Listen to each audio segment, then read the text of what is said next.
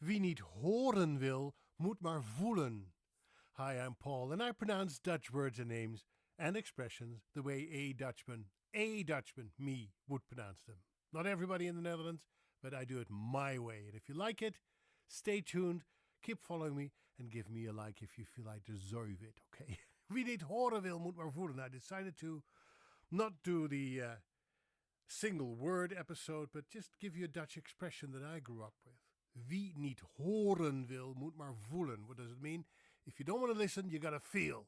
And that's the philosophy my parents applied to our upbringing. I have one sister.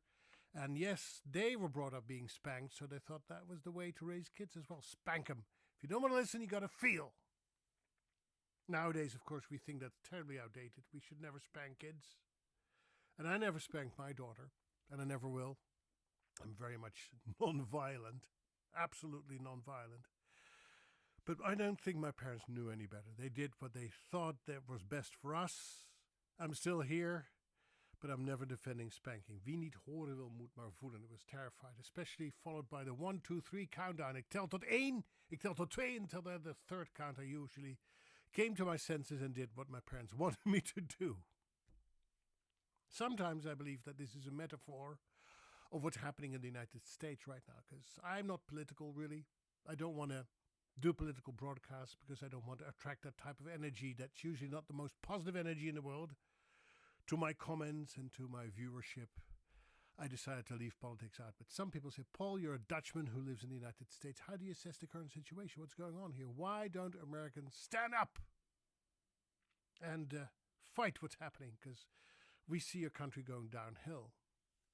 And I say, it's very much a case of wie niet horen wil, moet maar voelen. If you don't want to hear, if you don't want to listen, you got to suffer the consequences. Because I think that people need to feel the consequences of the policies that are being enacted right now. They need to feel it personally, because we have this society that's becoming increasingly less empathetic, more of a me society instead of a we society.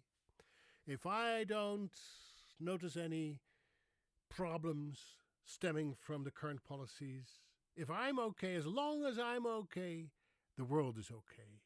And then it's not okay, because people have to feel it in their wallet, in their hometown, when they see the consequences of the politics that are being enacted right now. They have to feel it themselves. So things have to get a lot worse in order for them to get better, in order for people to see the light. Wie niet horen wil, moet maar voelen. Have a great day. Tot ziens. Bye-bye.